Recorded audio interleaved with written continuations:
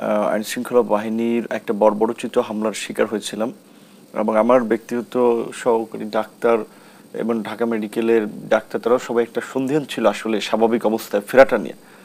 স্বাভাবিক অবস্থায় ফেরার পরে আরও যে সমস্ত জটিলতাগুলো তৈরি হয়েছিল শেষ পর্যন্ত আমি দেশের বাইরে সিঙ্গাপুরেও গিয়েছি, সরকার সহযোগিতা করেছে এবং এই ঘটনায় দেখেছেন সরকারের বেশিরভাগ উপদেষ্টা থেকে শুরু করে রাজনৈতিক দলের সকল নেতৃবৃন্দ পাশে থেকে সাহস দিয়েছেন, খোঁজখবর নিয়েছেন এবং দোয়া করেছেন সবাই, যার ফলে হয়তো এই ধরনের একটা মানে বড় ইনসিডেন্টের পরেও খুব অল্প সময়ের মধ্যে এখন স্বাভাবিকভাবে আপনাদের মাঝে আছি। এটা নিশ্চয়ই আল্লাহর একটা বিশেষ রহমত। কিন্তু আমরা যেমনটি জানি যে একজন রাজনীতিবিদের জন্য আসলে জেল, জুলুম, নির্যাতন, অত্যাচার এগুলো খুব স্বাভাবিক ঘটনা হলেও তারপরও বারবার আমরা আপনাকে কেন দেখি যে আপনি আক্রমণের শিকার হচ্ছেন?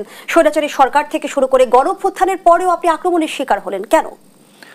রাইট, এটা অনেক মানুষেরই কোশ্চেন, বিশেষ করে why VP Nur is targeted again and again. যে প্রথমত দেখেন যে গত ফ্যাসিস্ট সরকারের আমলে আমি টার্গেট ছিলাম, সেই টার্গেটটা হওয়া ছিল স্বাভাবিক, কারণ সেই সময়ের এই কর্তৃত্ববাদী স্বৈর শাসনের বিরুদ্ধে একমাত্র ইয়ংদের মধ্যে থেকে কিন্তু আমরা একটা পলিটিক্যাল পার্টি, একটা অর্গানাইজেশন করে সরকারের দুর্নীতি দুঃশাসনের বিরুদ্ধে প্রতিবাদ করেছিলাম।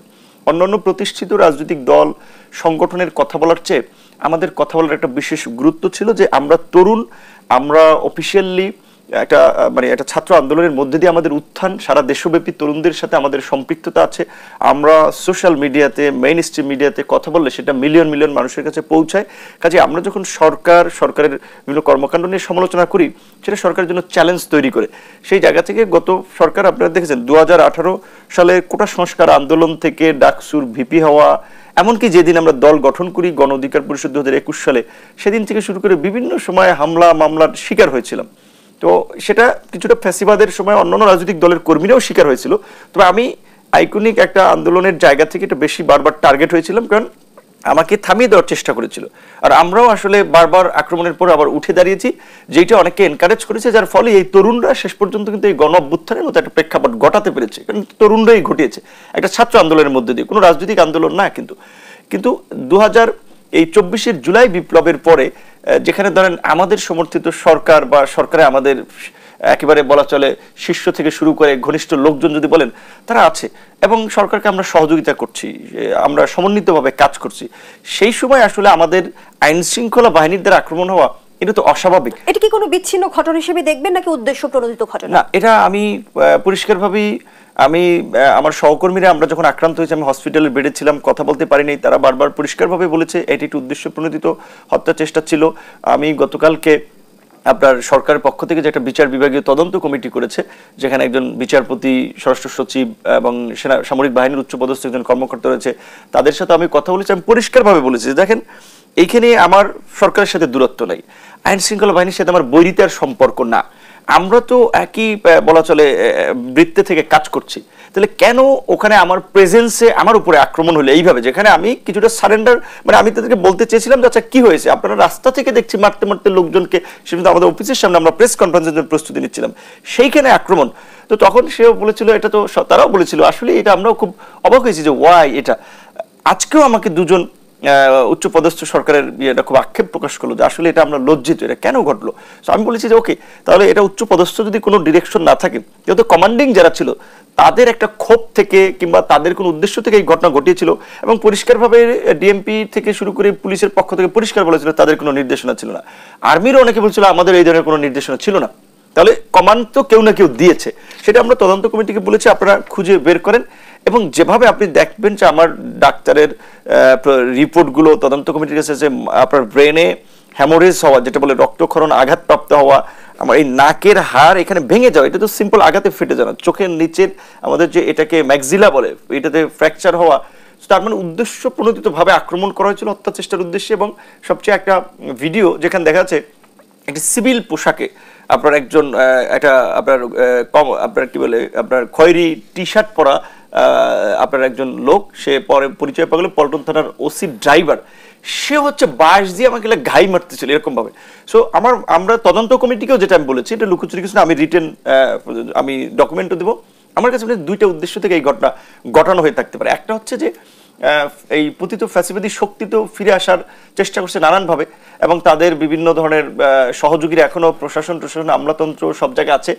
সো আমার মতো এরকম আলোচিত আন্দোলন সংগ্রামের গুরুত্বপূর্ণ ভূমিকা পালনকারী একজন নেতাকে আক্রমণ করার মধ্যে দিয়ে হয়তো যদি কোনোভাবে একটা লাশ ফেলানো যেত, তাহলে এটাকে কেন্দ্র করে সারা দেশ উত্তাল করা যেত, তাহলে দেশে একটা অন্য পরিস্থিতি ঘটানো যেত।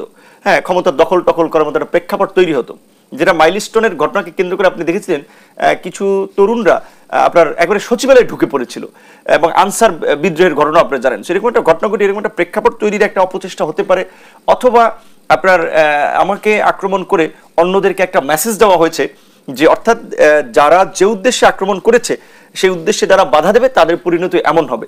তো সেক্ষেত্রে এই জন্য তো আমরাও দেখেছি যে রাজনৈতিক মত পথ ভিন্নতা সত্ত্বেও সমস্ত রাজনৈতিক দল এই ঘটনার বিচার চেয়েছে, তারা পাশে দাঁড়িয়েছে, রাজপথে ছিল, সরকারও আন্তরিকভাবে একটা তদন্ত কমিটি করেছে।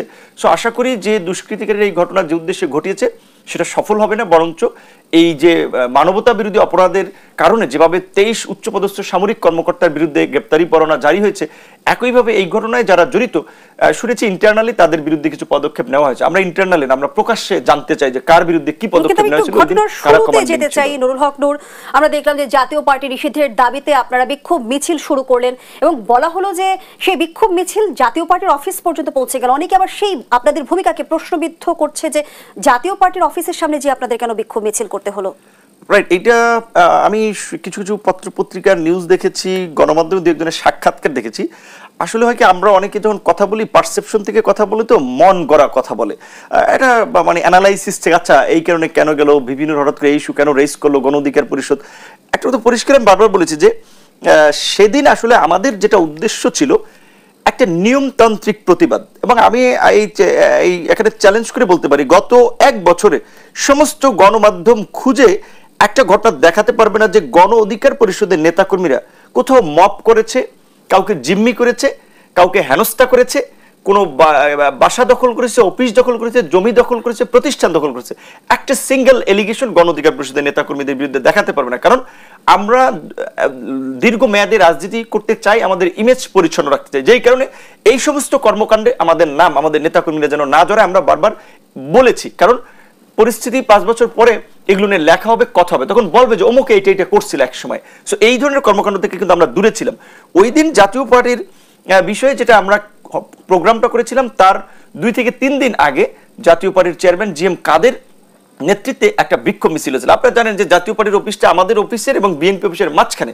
সো এইখানে গণ অভ্যুত্থানের প্রধান শক্তি বিএনপি, আমরা আমাদের নাকের ডগায় এখানে ফ্যাসিবাদের অন্যতম সহযোগী জি এম কাদের এবং জাতীয় পার্টি আওয়ামী লীগের নেতাকর্মীদের নিয়ে মিছিল করবে, শোডাউন দেবে, আস্ফালন দেখাবে, এটা আমরা একেবারে নীরবে নিভৃতে মেনে নিতে পারি না।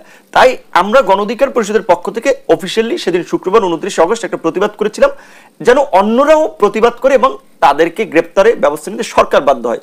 আমরা ওই দিন 2টো মিছিল করেছিলাম। একটা মিছিল ছিল মাগরিবের আগে, সেই মিছিলটা আমরা শেষ করে আমরা আমাদের অফিসে আবার বসেছি। তখন মাগরিবের সময় আমরা দেখতেছি যে তখন জি এম কাদের এবং জাতীয় পার্টির মহাসচিব শামীম হায়দার পাটোয়ারি অফিসে এসে ব্রিফ করছেন, সাংবাদিকদের সাথে বলছেন যে আমরা নাকি সেখানে মব করতে গিয়েছি, কার্যালয় দখল করতে গিয়েছি, ভাঙচুর করতে গিয়েছি। এবং সুনির্দিষ্টভাবে আপনাদের বিরুদ্ধে জাতীয় পার্টির মহাসচিব শামীম হায়দার পাটোয়ারি অভিযোগ করেছে যে আপনারা সন্ত্রাসী হামলা চালিয়েছেন। রাইট, তো এখন প্রকৃত অর্থে আমরা তো প্রথম মিছিল শেষ করেছি, কারো সাথে কোনো প্রবলেম হয় না, এবং জাতীয় পার্টির মেইন রাস্তা থেকে যে অফিসের দিকে ঢুকতে যে রাস্তাটা, ওই রাস্তার মোড়ে অসংখ্য পুলিশ এবং সেনা সদস্য ছিল। সো তাদেরকে উপেক্ষা করে যদি আমরা ওখানে যেতাম তাহলে তো তাদের সাথে সংঘর্ষ হতো। যখন দেখছি মিডিয়ায় এই ধরনের একটা বক্তব্য দিচ্ছে, এটা আমাদের পার্টির জন্য আপনার ভাবমূর্তি ক্ষুণ্ণ হচ্ছে, যে মানুষ ভাবছে যে আমরা এই দখল বা এই ধরনের মব টপ কর্মকাণ্ডে যুক্ত। তখন আমরা সেটার প্রতিবাদ করার জন্য মাগরিবের পরে আমরা একটা মশাল মিছিল দেই, যে আমরা মশাল মিছিল দেবো এবং সাংবাদিকদের সাথে কথা বলে এটার বিপরীত আমাদের জবাবটা আমরা দিব।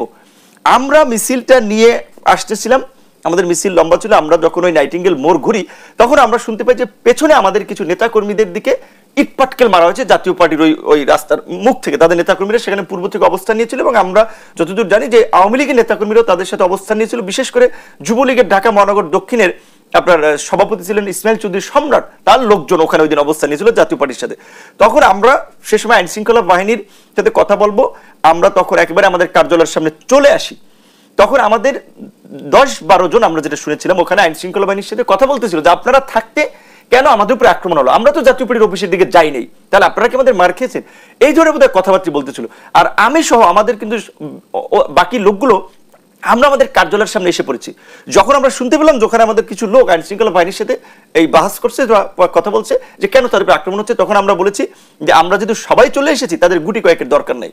তো তারা চলে আসতেছিল, এর মধ্যেই রাস্তা থেকে আপনার এই বিশেষ করে ওইখানকার দায়িত্বরত পুলিশ এবং সেনা সদস্যরা আপনার পিটানো শুরু করে, আক্রমণ শুরু করে, এবং সেই পানির ট্যাঙ্কির ওইখান থেকে আক্রমণ করতে করতে আপনার ওই ভিডিওতে স্পষ্ট দেখা যাচ্ছে খালি রাস্তা তারা হেঁটে যাচ্ছে এবং আমরা কার্যালয়ের সামনে যারা অবস্থান নিয়েছিলাম তাদের উপরে ওইভাবে আক্রমণ করা হয়েছে। সো এটা তো একেবারেই বোঝা যাচ্ছে একটা উদ্দেশ্য প্রণোদিত একটা ঘৃণিত কর্মকাণ্ড। আমরা এখানে বসে আছি, আমরা ফ্যাসিবাদী শক্তি না, আমরা সরকারের সহযোগী বলতে গেলে আপনার রাজনৈতিক শক্তি। ডক্টর মোহাম্মদ ইউনূস জাতিসংঘে গিয়েছেন, রাজনৈতিক প্রতিনিধিদের নিয়েছেন। ডক্টর মোহাম্মদ ইউনূস সরকার যে কোনো জাতীয় ইস্যুতে মিটিং করে আমাদেরকে দাওয়াত করে আমাদের মতামত নিয়ে রাষ্ট্র পরিচালনা করে। সেখানে আপনি বলতে চাইছেন আপনাদের ভূমিকা কোনোভাবেই সংঘর্ষকে উস্কে দেয়নি? সংঘর্ষকে উস্কে দেয়নি, আইন শৃঙ্খলা বাহিনীর প্রতি বৈরী না।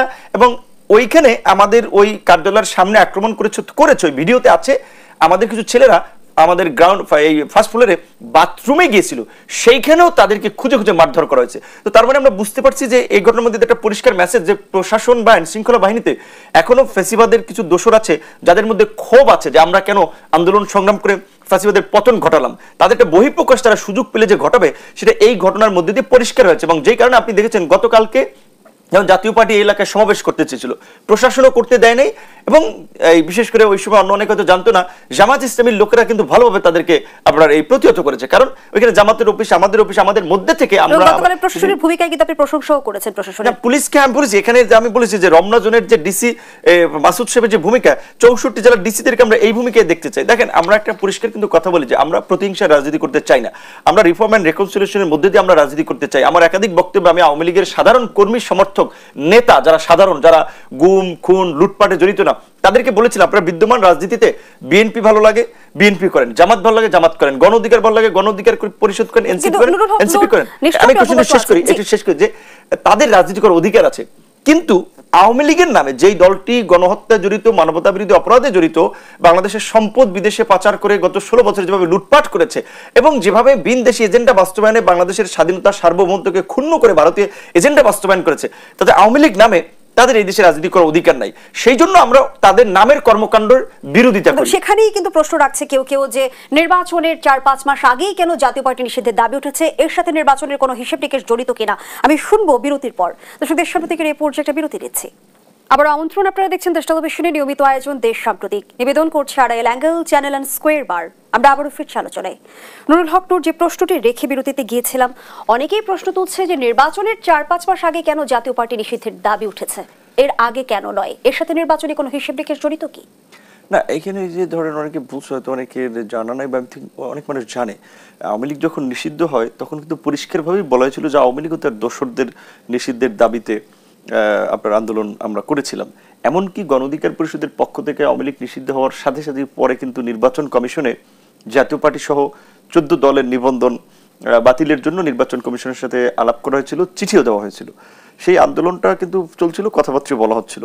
প্রকৃত অর্থে আওয়ামী লীগ যতটা একটা শক্তিশালী প্রতিপক্ষ বা প্রতিদ্বন্দ্বী ছিল, সেখানে জাতীয় পার্টি ওইভাবে কিছু না। জাতীয় পার্টি রংপুরের আসলে 2টো সিট ছাড়া ওইভাবে, এটা নিরপেক্ষ জরিপ করলেও দেখা যাবে যে ওইভাবে রাজনৈতিক কোনো অবস্থান নেই। গতকালকে সারা দেশ থেকে খোঁজ খবর নিয়ে এনেও এই আপনার 1000 খানিক লোক জড়ো করতে পারেনি। তারা ভারতের আসলে আপনার সহায়তা এবং আওয়ামী লীগের সাথে মিশে টিকে ছিল।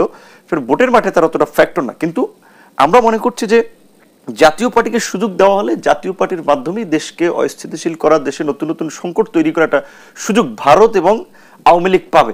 এবং যেহেতু আওয়ামী লীগের ধরেন একেবারেই তো লোকজন নাই, সেটা তো বলা যাবে না, কিছু লোকজন তো আছে, হয়তো অনেক ইতিমধ্যে বিভিন্ন দলে যুক্ত হয়ে গেছে, কারণ তারা আওয়ামী লীগের এই গণহত্যার দায়, অপকর্ম, লুটপাটের দায় তারা নিবে না। এবং যেই দলের নেত্রী নিজের যান বাঁচানোর জন্য দেশ ছেড়ে পালিয়ে যায়, যেমন তারা আমার ওই দিন আক্রমণ হয়েছে, আমাকে কয়েকজন বলছিল যে ভাই আপনি একটু সাইডে যান। আমি বলছি কেন, আমার নেতাকর্মীদেরকে মারের মুখে রেখে আমি সাইডে যাবো কেন? কারণ আমি পালিয়ে যাবো। সেনাপতি কখনো সৈনিকদের রেখে পালাতে পারে না, যুদ্ধের ময়দানে লিডার কখনো তার সৈনিকদের রেখে, যোদ্ধাদের রেখে পালায় না, আমি কেন পালাবো? এবং এই আমি পালাই নাই কিংবা নিজেকে সেভ করার চেষ্টা করিনি, যেই কারণেই কিন্তু বিভিন্ন সময় আমি সামনে থেকে লড়াইটা করার ফলেই কিন্তু টার্গেট হয়েছি বা সাহসের কারণে আক্রমণের শিকার হয়েছি। সো যেখানে শেখ হাসিনা এই গণ অভ্যুত্থানে পালিয়ে গেলেন এবং শেখ হাসিনার পরিবারের লোকদেরকে নিয়ে আওয়ামী লীগের এমপি মন্ত্রীরা যারা সবচেয়ে লুটপাট করেছে বা গুম খুন করেছে, ধরেন এই যে গুম খুন লুটপাট, এটা তো একটা উপজেলার নেতা, জেলার নেতা কিংবা আওয়ামী লীগের পেশাজীবী সংগঠন, তারা তো এইভাবে যুক্ত ছিল না।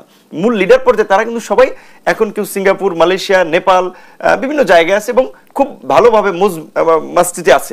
তাহলে কর্মীরা কিন্তু এখন ভোগান্তিতে আছে। সেই কর্মীরা ইতিমধ্যেই ক্ষমা চেয়ে আমি দেখেছি বিভিন্ন এলাকায় বিভিন্ন দলে যুক্ত হয়েছে, এটা একটা ইতিবাচক। সেখানে আওয়ামী লীগের কামব্যাক করার রাজনীতির সুযোগ নেই। তাহলে তারা জাতীয় পার্টির মাধ্যমে, জাতীয় পার্টিতে ভর করে কিন্তু একটা চেষ্টা চালাতে পারে। সত্যিকার অর্থে আওয়ামী লীগই তো এখন পর্যন্ত নিষিদ্ধ হয়নি, কেউ রাজনৈতিক কার্যক্রম নিষিদ্ধ হয়েছে। নিশ্চয় আপনি অবগত আছেন, সাম্প্রতিক সময়ে প্রধান উপদেষ্টা জিটিওকে দেওয়া সাক্ষাৎকারে যেমনটি জানিয়েছেন যে আওয়ামী লীগ এখনো বৈধ রাজনৈতিক দল, তাদের রাজনৈতিক কার্যক্রম সাময়িকভাবে নিষিদ্ধ করা হয়েছে, যে কোনো সময় সচল হতে পারে। না, সচল হতে পারে বলেছে যে ধরেন নিষিদ্ধ কেন করেছে, বিচারের কাজ সম্পন্ন করার জন্য। এবং যেই সন্ত্রাস বিরোধী আইনে তাদের বিচার হচ্ছে, আন্তর্জাতিক অপরাধ ট্রাইব্যুনালের যে আইনে বিচার হচ্ছে, সেখানে কিন্তু কিছুদিন আগে চিফ প্রসিকিউটর বলেছে যে দল হিসেবে আওয়ামী লীগের বিচার হবে। প্রথমে ব্যক্তিদের বিচার হচ্ছিল যারা এই ক্রাইমে অভিযুক্ত, এখন কিন্তু দল হিসেবে আওয়ামী লীগকে বিচারের মুখোমুখি করা হচ্ছে। যেটা জার্মানির নাৎসিদেরকে নিষিদ্ধ করা হয়েছিল, ইটালিতে মুসলিম পার্টি নিষিদ্ধ করা হয়েছিল, ইউরোপের মতো দেশে পার্টি নিষিদ্ধ হয়েছিল। বাংলাদেশে তো এই গণ অভ্যুত্থানের পরে গণ অভ্যুত্থানের শক্তি সমূহ কিংবা জনগণ যারা এই লড়াইয়ে, ধরেন সেটা ছাত্র, নাগরিক, সাংবাদিক, পেশাজীবী যারাই সামিল হয়েছে, তারা কিন্তু প্রত্যেকেই নিষিদ্ধ চাচ্ছে এবং চাবে। এটা গণ অভ্যুত্থানের একটা ম্যান্ডেট। কারণ না হলে এই পতিত শক্তি যদি ফিরে আসে, তাহলে এই বিজয়ী শক্তিকে তো নির্মূল করবে এক সময়। কাজেই সেই ভবিষ্যতের কথা চিন্তা করেও কিন্তু আওয়ামী লীগকে, এই ফেসিবাদকে অবশ্যই আমাদেরকে নির্মূল করতে হবে। সেই জায়গা থেকে প্রধান উপদেষ্টা হয়তো আসলে কথার কথা বলেছেন, কিংবা আন্তর্জাতিক একটা মিডিয়াতে সাক্ষাৎকারে যেভাবে বলেছেন বিষয়টা ওইভাবে তারা বুঝে নেয় বিদেশি মিডিয়ায়। কিন্তু আওয়ামী লীগ নিষিদ্ধ, আওয়ামী লীগের বিচার হচ্ছে এবং আওয়ামী লীগ কার্যত আর রাজনীতিতে স্বাভাবিকভাবে কখনোই ফিরবে না। এখন ওই গ্রামে একটা কথা বলে আর কি, যে পাগলের সুখ মনে মনে, কাগজ টোকায় টাকা গুনে। হ্যাঁ, তো এখন আওয়ামী লীগের পলাতক কিছু সন্ত্রাসীরা, দুর্বৃত্তরা দেশের বাইরে থেকে ফেসবুক, ইউটিউবে নানানভাবে ধরেন একটা বক্তব্য দিচ্ছে, ন্যারেটিভ তৈরি করার চেষ্টা করছে, আওয়ামী লীগ কামব্যাক করবে, এই সেই। এটা তাদের কিছু কর্মী এখানে যারা চেষ্টা করে যাচ্ছে, যেমন চট্টগ্রামে গতকালকে সম্ভবত একটা কনসার্টে গুলি করেছে, একজন মারা গিয়েছে, কিংবা এই যে ঢাকায় কেউ জটিকা কিছু লোকজন মিছিল করার চেষ্টা করে, সংখ্যাটা খুব নগণ্য। তো এদের মনোবল চাঙ্গা করার জন্য। কিন্তু প্রকৃত অর্থে আমি দেখি দেশ